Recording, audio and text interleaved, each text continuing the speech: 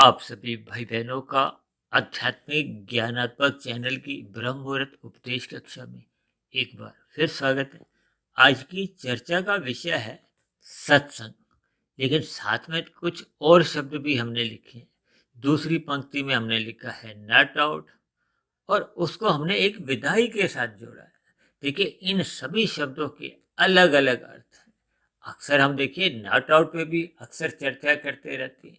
हालांकि ये not out शब्द तो देखिए खेलों से लिया गया।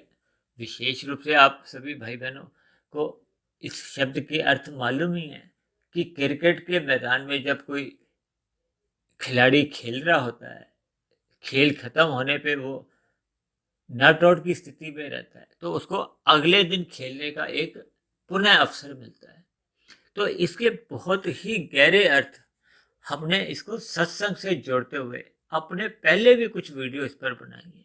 लेकिन जैसे जैसे परमात्मा की तरफ से हमें कुछ और प्रेरणाएं मिलती हैं, तो उन शब्दों के ही और गहरे अर्थ कुछ अन्य शब्दों से जोड़कर हम अपनी वीडियो को एक दिशा देते हैं।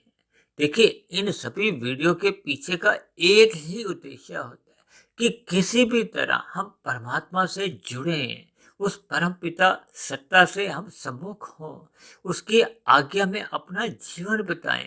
क्योंकि मनुष्य जोनि देखिए एक कर्म जोनि है, इसको साधना जोनि का एक अवसर कहा जाता है। और यदि मनुष्य अपने मिले हुए जीवन में अपनी दिनचर्या अव्यवस्थित रखता है, यानी कि उसके जीवन में अनुशासन नहीं होता, सत्वगुण की न्यूनता रहती है, सत्संग की न्यूनता का अभिप्राय क्या है कि उसके जीवन में रजोगुण या तमोगुण की ही प्रधानता रहती है। क्योंकि प्रकृति के तो देखिए तीन गुण है, तमोगुण, रजोगुण और सत्वगुण। अक्सर हम बार बार कहते रहते हैं कि अपने मिले हुए जीवन में सत्संग करो, सत्संग करो।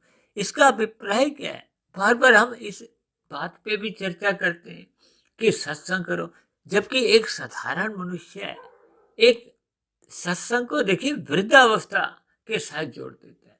क्योंकि बचपन अवस्था तो देखिए अबोध मानी जाती है और युवावस्था में थोड़ा भोग विषयों में अधिक रुचि होती है, उसमें जोश भी बना रहता है, रोष भी बना रहता है, विषय भोगों की प्राप्ति के लिए अधिक भागदौड़ बनी रहती है।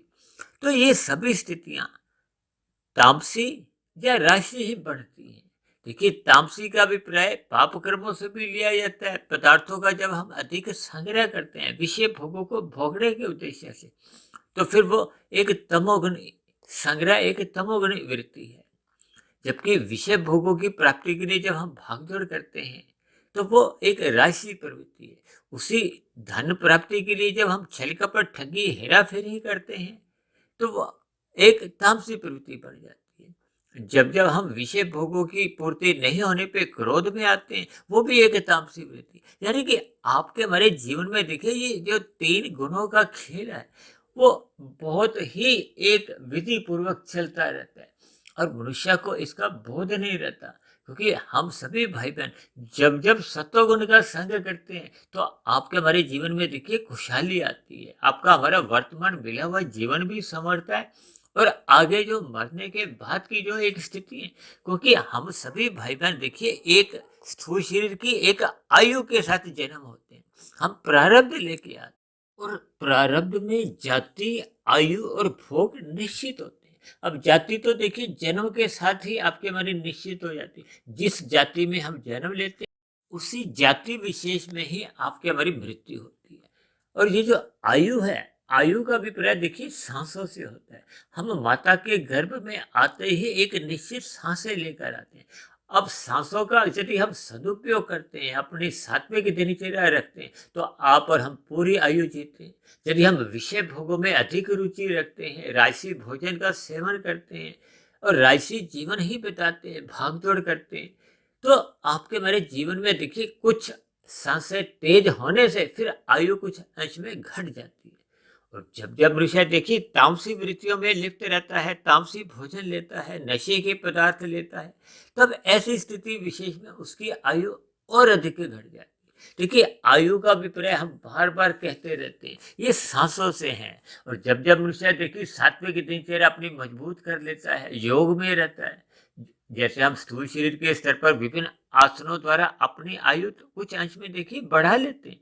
जब हम सात्विक भोजन का एक ग्रहण करते हैं, वो भी आपका हमारा आयु को बढ़ाता है।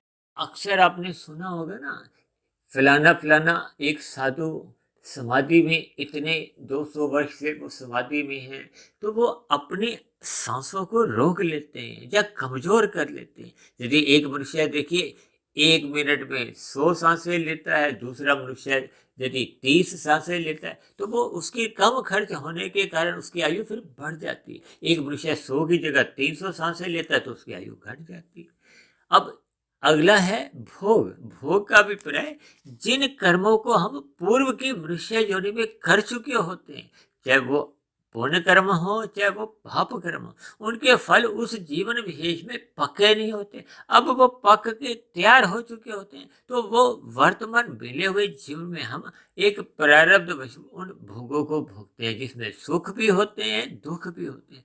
अब इसका अभिप्राय क्या, यदि हम मिले हुए जीवन में देखिए 10 रुपए का पुरुषार्थ करते हैं, यदि आपको हमें 15 रुपए का एक लाभ मिलता है, तो 5 रुपए का जो अतिरिक्त लाभ है वो पूर्व जन्म के पुण्य कर्म का लाभ है। यदि हमने देखिए 50 रुपए की मेहनत की, आपको अभी फल आया 15 रुपए, तो जो 35 रुपए का जो एक घाटा है, हानि है, वो पूर्व के जन्मों के जो एक दुख रूपी परिणाम है, पाप कर्मों का फल है। देखिए इन सभी स्थितियों को हम अक्सर उदाहरण से इसलिए समझाते हैं ताकि हमें कुछ बातें का हमें एक विशेष बोध हो, ताकि आपके हमारे वर्तमान मिले हुए जीवन में एक सुधार आए। सुधार क्या है कि हम पाप कर्मों से बचें। लेकिन आज हमने देखिए ये जो विदाई शब्द को एक विशेष महत्व इसलिए दिया है। देखिए हालांकि विदाई का हमने नॉट आउट शब्द के साथ एक संबंध जोड़ा है, और नॉट आउट को हमने देखिए सत्संग के साथ एक विशेष संबंध जोड़ा है। इन सभी स्थितियों में आपको हमें सर्वप्रथम विदाई का अर्थ समझना होगा। देखिए विदाई का अर्थ एक आदर पूर्वक एक युदा होने से है। अक्सर देखिए जब किसी की मृत्यु हो जाती है तो उसको हम बहुत आदर पूर्वक एक विदाई देते हैं। देखिए संसार में रिश्ते नाते यदि कुछ बिगड़े भी होते हैं किसी स्तर पर, लेकिन अंतिम विदाई के समय अक्सर ये सभी गिले शिकवे भूलकर उसको हम आदर भाव से एक शुभकामनाएं देते हैं। और इसी तरह देखिए ये विदाई का शब्द आपने, जब लड़की की विदाई होती है शादी के फेरे लेने के बाद, उससे भी जोड़ा जाता है। कभी कभी जब हम देखिए एक दूसरे के घर जाते हैं तो वहां से जब हम जुदा होते हैं तो उसको भी विदाई कह दिए जाते हैं। जब हम कहते हैं ना रात को हम किसी का घर से खाना खा के विदा होते हैं तो हम उसको कह देते हैं गुड नाइट। तो ये एक अच्छे भाव होते हैं। लेकिन ये अक्सर ये जो विदाई शब्द है ये एक साधारण विदाई से होता है कि आप और हम उसमें फिर पुनः भी मिलते हैं। लेकिन ये जो अंतिम विदाई के साथ, जो विदाई के साथ अंतिम शब्द लग जाता है, आज हमारा जो उद्देश्य है वो उसी अंतिम विदाई से ही है। इसके साथ हमने देखिए नॉट आउट जो लिखा है, और नॉट आउट को हमने देखिए सत्संग के साथ जोड़ा है। जैसे अभी हमने समझाया ना कि नॉट आउट की स्थिति में उसको पुनः खेलने का अवसर मिलता है। अब जैसे किसी ने देखिए क्रिकेट के मैच में शाम को खेलते खेलते अपने 90 रन बनाए थे, तो उसको अगले दिन जब वो 10 रन बना लेता है तो उसका शतक मान लिया जाता है। शतक मानने का अभिप्राय क्या है कि उसने बनाए तो देखिए 10 रन थे, लेकिन वो 90 के रन वो पिछले दिन वो बना चुका था, तो उस 90 में 10 रन जुड़ते ही उसका शतक मान लिया जाता है। इन सभी बातों से देखिए हम परिचित हैं। लेकिन वर्तमान मिले हुए जीवन में ये जो हमने लिखा है ना विदाई, यानी आपका हमारे जीवन में देखिए ये जो सत्संग की स्थितियां हैं, सात्विक स्थितियां हैं, आपको हमें सत्संग से नॉट आउट की स्थिति में रहना है। नॉट आउट की स्थिति का अभिप्राय क्या है कि हमें अपने मिले हुए जीवन की अंतिम सांस तक सात्विक दिनचर्या रखनी है। सत्संग में रहने का अभिप्राय देखिए सात्विक दिनचर्या से है। आपके हमारी एक विषय भोग जो हम अमर्यादित भोगते हैं उसका अभिप्राय देखिए रजोगुण से होता है। जब जब हम उन विषय भोगों की प्राप्ति के लिए छल कपट ठगी हेरा फेरी चलाकी करते हैं, पाप कर्म करते हैं, अनीतिगत कार्य करने लगते हैं, या हम अपने मिले हुए जीवन में देखिए निषेध कर्म करते हैं, पाप कर्म करते हैं, अन्य मनुष्यों को पीड़ा देते हैं, प्रकृति के अन्य जीवों के साथ हिंसात्मक व्यवहार करते हैं। अब देखिए ना, मनुष्य जब अपने मिले हुए जीवन में मांसाहार भोजन का सेवन करता है, तो मांसाहार भोजन सेवन करने के दौरान कितने ही पक्षियों की, पशुओं की हत्या होती है, जो कि एक निषेध कर्म है। हमें किसी भी जीव को मारने का कोई अधिकार नहीं। देखिए, शास्त्रों में विधि विधान द्वारा विहित कर्मों का एक विधान है। हालांकि देखिए, पक्षियों में भी जीवात्मा है, पशुओं में भी जीवात्मा है, जबकि इनका निषेध किया गया है। जबकि दूसरी ओर हम सभी मनुष्यों के लिए भोजन में क्या है? शाकाहार। हम फल सब्जी खा सकते हैं, उसका खाने का विधान है। हालांकि फल में भी और सब्जियों में भी आत्मा का वास होता है, लेकिन शास्त्रों में उसकी अनुमति दी गई है। देखिए, इन सभी बातों पर हमने अक्सर विस्तार से भी चर्चाएं 84 लाख प्रकार की योनियों में, या अन्य कई वनस्पति के ऊपर जो जो हमने चर्चाएं अब तक की हैं, उन पर हमने इन पर विस्तार से चर्चा की। लेकिन कुल मिलाकर हमें अपनी दिनचर्या में शास्त्रों के अनुसार अपना जीवन व्यतीत करना होता है। उसी को ही कहते हैं मर्यादित जीवन, अनुशासित जीवन, व्यवस्थित जीवन। जब हम सत्वगुण का अधिक संग करते हैं, ब्रह्म मुहूर्त में उठने का अपना अभ्यास बना लेते हैं, तो ये सभी स्थितियां देखिए हमें सत्वगुण से जोड़ती हैं। सत्वगुण का जब हम अपने मिले हुए जीवन में अधिक संग करते हैं, तो इसका अभिप्राय क्या है कि हम अपने सात्विक दिनचर्या में जीते हैं, हम सत्संग में ही जीते हैं। और यही स्थिति यदि हम मरते दम तक अपनी बनाए रखते हैं, तो फिर हम नट आउट की स्थिति में रहते हैं। और नट आउट की स्थिति का तो अभी हमने आपको समझाया है कि हमें पुनः खेलने का अवसर मिलता है। जैसे क्रिकेट में हम नट आउट की स्थिति में रहते हैं, इसी तरह जब जब हम मनुष्य योनि में मरते समय, यानी कि जो अंतिम विदाई तक हम जितने भी जो कर्म करते हैं, जो अपना जो चिंतन करते हैं, उसमें कारण शरीर में सात्विक स्थिति जब हम मजबूत बना लेते हैं। सात्विक स्थिति मजबूत बनाने का अभिप्राय क्या है कि हमें नॉट आउट की स्थिति में ही विदाई लेनी है। नॉट आउट की स्थिति में विदाई लेने का अभिप्राय क्या है कि आपके हमारे संचित कर्मों में फिर वो पाप कर्मों का कर्माशय लगभग समाप्ति की ओर होता है, या निम्न स्थिति की ओर होता है, या यूं को कि कारण शरीर में पुण्य कर्मों की अधिकता हो जाती है। पुनः हमें मरने के बाद फिर अगली जोनी भी मनुष्य जोनी की ही मिलती है, यानी कि हमें पुनः खेलने का अवसर मिलता है, यानी कि हमें पुनः मनुष्य जोनी पाकर सत्संग करने का एक नया अवसर मिलता है, हमें साधना करने का एक नया अवसर मिलता है, हमें परमात्मा से जुड़ने का एक नया अवसर मिलता है। इसी का अभिप्राय ही ये एक नॉट आउट की स्थिति है। और यदि मनुष्य देखिए आउट हो जाता है, आउट होने का अभिप्राय क्या है? देखिए, जब हम अपने मिले हुए जीवन में रजोगुण का अधिक संग करते हैं, तमोगुण का अधिक संग करते हैं, तब ऐसी स्थिति विशेष में आपके हमारे जीवन में देखिए अनीतिगत कार्य होने लगते हैं। विषय भोगों की प्राप्ति के लिए हम एक प्रमाद में आ जाते हैं, आलस्य में आ जाते हैं। आलस्य में हम अपने कर्तव्य कर्मों का पालन कर नहीं पाते, यानी कि हम अपने मिले हुए जीवन में जब पदार्थों को अधिक भोगते हैं, तो हम अचेत की स्थिति में होते जाते हैं।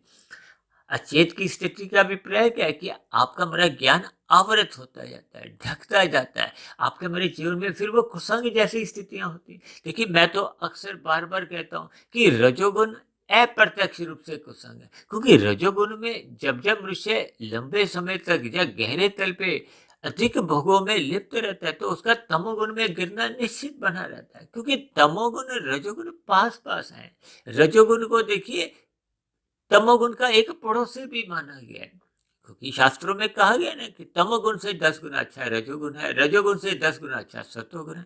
ये किस उद्देश्य से कहा जाता है कि आप छीनकर प्रकृति के भोगों को मत भोगो, आप कर्म करके भोगो। छीन कर भोगते हो तो वो तमोगुण की स्थिति है, निषेध कर्म करते हो तो वो तमोगुण की स्थिति है। और रजोगुण में रह के धर्मानुसार आप कर्म करते हो और फिर प्रकृति के पदार्थों का भोग भी भोगते हो, तो वो रजोगुण की स्थिति है। और यदि हम धर्मानुसार कर्म करते हैं, पहले प्रकृति के अन्य मनुष्यों को भी हम खाना खिलाते हैं, परोपकार के कार्य करते हैं, सात्विक दिनचर्या रहते हैं, प्रकृति के अन्य जीव जंतुओं पर भी दया भाव रखते हैं, तो ये एक सात्विक स्थिति होती है। सत्वगुण में रह के ये विशेष प्रकार के पुण्य कर्म होते हैं, भले ही इसके पीछे मनुष्य की एक सकामता ही बनी हो। और यदि इन कार्यों को करते हुए आपके हमारे मन के भीतर एक निष्कामता के भाव आ जाते हैं, तो फिर मनुष्य देखिए कर्म फल से हटके कर्म योग की स्थिति में आ जाता है। अब फल की स्थिति में वो हट गया, हटने का अभिप्राय क्या है? क्योंकि आपका हमारा अब कर्म करने के पीछे फल पाने का उद्देश्य ही नहीं। जब फल पाने का उद्देश्य नहीं होता तो क्या उद्देश्य होता? परमात्मा से जुड़ने का। परमात्मा से जुड़ने का अभिप्राय क्या है? कि जब आत्मा और परमात्मा की एक सम्मुखता होती है, आत्मा का परमात्मा के प्रति एक रुझान होता है। रुझान होने का अभिप्राय कि हम परमात्मा से एक सम्मुखता बनाते हैं, योग की स्थिति बनती है। ये सभी स्थितियाँ देखिए हम अलग-अलग वीडियो में अक्सर इन पर चर्चाएँ करते रहते हैं। आज हमारा केवल इतना ही एक विषय था कि हमने अपने मिले हुए जीवन में नॉट आउट की स्थिति सात्विक स्थिति के रूप में रखनी है, ताकि आपको हमारे जो आध्यात्मिक उन्नति करने का पुनः अवसर मिले, हम अधोगति से बचे। क्योंकि 84 लाख प्रकार की योनियों में 80 लाख प्रकार की जोनियां, ये दुर्गति की जोनियां हैं, तामसी जोनियां हैं, दंड रूपी जोनियां हैं। तो परमात्मा की उन 80 लाख प्रकार की जोनियों के सभी जीवों पर ही असीम कृपा बनी रहती है, असीम दया भाव बने रहते हैं कि परमात्मा ने उन सभी जोनियों के सभी जीवों को क्रमशः अचेत की स्थिति रखी है। उनको देखिए अपने दुखों का कोई विशेष बोध नहीं रहता। जैसे आपको हमें देखिए सचेत रखा है, हमें मिले हुए दुखों के प्रति हम एक दुखी होते हैं, सुखों में हम अधिक खुश होते हैं, उस सुख का हमें बोध रहता है। इसीलिए तो मनुष्य योनि को देखिए कर्म योनि कहा गया, ताकि उसको एक बोध रहे कि वो अच्छे कर्म करे, बुरे कर्मों से बचे। और जब उसका देखिए ज्ञान बढ़ने लगता है, यानी कि उसका सत्संग एक तीव्र गति पे होता है, यानी कि एक योग की स्थिति बनती है, वो ब्रह्म मुहूर्त में उठने लगता है, तो फिर वो अपने कर्मों के प्रति विशेष रूप से जागरूक रहता है, वो पाप कर्मों से पूर्णतः बचा रहता है। तब ऐसी स्थिति विशेष में या तो वो पुण्य कर्म विशेष प्रकार के सकाम भाव से करता है, और यदि उसके निष्काम भाव से ये पुण्य कर्म होने लगते हैं तो उसकी आध्यात्मिक उन्नति होने लगती है। आध्यात्मिक उन्नति का अभिप्राय है कि मनुष्य कर्म योग में स्थित हो जाता है। फिर कर्म योग में जैसे जैसे उसकी स्थिति मजबूत होने लगती है, फिर वो ज्ञान योग में आ जाता है। ज्ञान योग में परिपक्व होने पे फिर वो भक्ति योग में आ जाता है। भक्ति योग में देखिए उसके जो कार्य शरीर में जो बुरे संस्कार होते हैं, तामसी या राजसी संस्कार होते हैं, देखिए तामसी संस्कारों को एक मल के नाम से जोड़ा जाता है, राजसी संस्कारों को विक्षेप कहा जाता है, जबकि सात्विक संस्कारों को शुभ संस्कार कहा जाता है। और शुभ संस्कार हम जितने अधिक बना लेते हैं तो आपके हमारी वो आध्यात्मिक उन्नति में सहायक बनते हैं, वो एक नींव का काम करते हैं, यानी कि आपके हमारी आध्यात्मिक उन्नति में एक गति आ जाती है। इसलिए मेरी आप सभी भाई बहनों से विनती है कि मिले हुए जीवन का सदुपयोग करते हुए हम अपने मिले हुए जीवन में सत्संग करते रहें, और सत्संग करते करते ही हम अपने मिले हुए जीवन की एक मृत्यु को प्राप्त हो। यही आपकी हमारी एक नॉट आउट की स्थिति है, ताकि मरने के बाद हम सभी भाई बहनों को पुनः मनुष्य योनि का ही एक अवसर मिले, ताकि हम अगले जन्म में भी उस बची हुई जो आध्यात्मिक यात्रा है उस पर चलना आरंभ कर दे। तो ऐसी सभी शुभ स्थितियां हम सभी भाई बहनों के जीवन में भी बने। इन्हीं शुभ कामनाओं के साथ आज की चर्चा विशेष को अब हम यही विश्राम देते हैं। शाम को फिर मिलते हैं संध्या बेला ज्ञान कक्षा में। तब तक आप अपने आध्यात्मिक में सुधीर भाटिया फकीर को इजाजत दें। आप सभी भाई बहनों की सात्विक दिनचर्या मजबूत होती जाए, यानी कि हम सत्संग में सदा ही निरंतर अपनी स्थिति मजबूत करते रहे, यानी हम अपने मिले हुए जीवन में जितने भी अनुपात में आध्यात्मिक उन्नति कर लेते हैं वो मरने के बाद सुरक्षित बने रहते हैं। अब ये सुरक्षित बने रहने का अभिप्राय क्या है कि हमें एक नॉट आउट की स्थिति में जब हम इस जीवन को अलविदा कहते हैं, विदाई लेते हैं, तो फिर आपका मन अगला जन्म भी हमें मनुष्य योनि का ही मिलता है, और मनुष्य अधोगति की स्थितियों से भी बचा रहता है। तो ऐसी सभी नॉट आउट रूपी विदाई हम सभी भाई बहनों के जीवन में भी बने, यदि हम मिले हुए जीवन में मायातीत की स्थिति में नहीं भी हो पाते। देखिए शब्दों के भावार्थ पर आपको विशेष ध्यान देना है, यानी कि हम सभी भाई बहन अपने मिले हुए जीवन में आध्यात्मिक उन्नति निरंतर करते रहे, फिर भी वीडियो संबंधित आपके मन में किसी प्रकार की कोई शंका हो, प्रश्न हो, या मेरे कहे गए शब्दों पर आपको किसी प्रकार की कोई आपत्ति हो, या मेरे आध्यात्मिक ज्ञानात्मक चैनल के प्रति आपके मन में कोई सुझाव आ रहा हो, इन सभी बातों को आप नीचे दिए गए कमेंट्स बॉक्स पर जाकर लिख सकते हो। चर्चा को ध्यानपूर्वक सुनने के लिए आप सभी भाई बहनों का बहुत बहुत धन्यवाद।